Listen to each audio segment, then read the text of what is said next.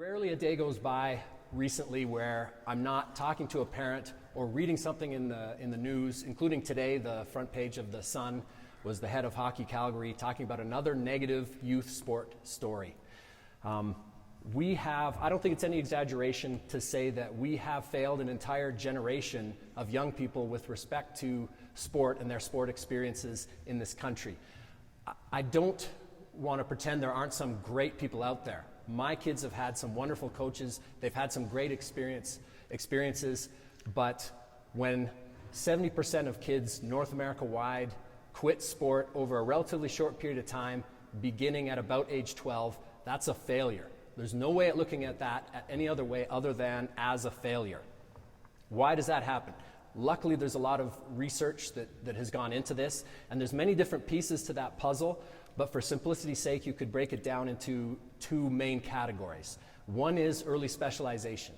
In other words, having your kid play only one sport all year round, and there are a lot of negative repercussions for that. The other one is that we've created this environment in which winning has now become more important than development. Why?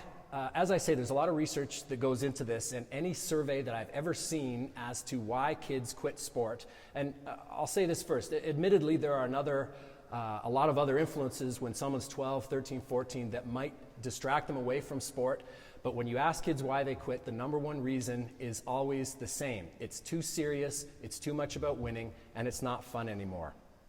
Sometimes we do this in very subtle ways. Sometimes it's not so subtle. One of my sons had a coach who began the year by saying, "This team is about fun, and if you guys have a great time and you come back next year, then this year will have been a success." And then he yells at the kids, and if the team wins, he doesn't really yell, but if the team is losing or ends up losing, he yells a lot and his face gets red, and that's a really obvious message to a young person.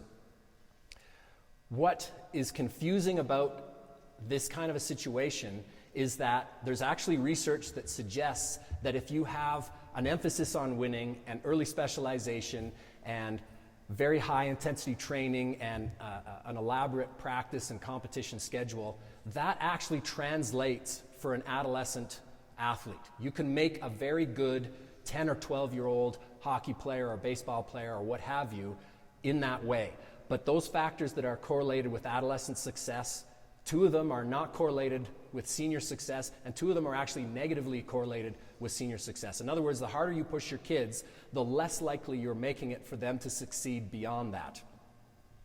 What you eventually get is what Carol Dweck refers to as a fixed mindset. And people begin to avoid situations in which they might lose because they take it personally. They think they're categorizing themselves for the rest of their lives as either winners or losers. What you want is a variable mindset. It's actually the opposite. And what this program will be about, and what I encourage my sons to do, is to actually put themselves in situations where they're actually less likely to be successful, because those are growth moments. That's how you get better. And the challenge of sport, in my opinion, is really the fun part and what we want to instill in the next generation. And that's what the program is about. Getting back to early specialization, injury rates are much higher, we know this, if you participate in only one sport all year. Something I didn't realize until I read about it was that early specialization is actually associated with a sedentary lifestyle after you quit competitive sport. And if you think about it, that gets back to the psychology of it. If you never did it for fun, if it was always to win a championship or to win in general, then it never occurs to you that you would want to do that just for fun and fitness when your competitive days were over. That's a problem. The main problem with early specialization, and as I said, early specialization pays off initially in terms of skill acquisition, but ultimately early specialization is a negative because of decreased athleticism. And hockey is probably the best example of sort of the old guard, old boys kind of a sport. And you've got at least two of the Sutter brothers saying that they can tell the difference between kids who have played hockey only their whole lives and the kids who've played multi-sports, and the differences in athleticism. So Dark Horse exists because we need to address those issues with our young people. It's gonna be a program about athleticism. We're gonna show you a little bit about what we do, and it's also about making it fun again and reminding them that the best part of sport is facing a challenge and seeing if you can get better and seeing what you can learn. We'll show you a little bit.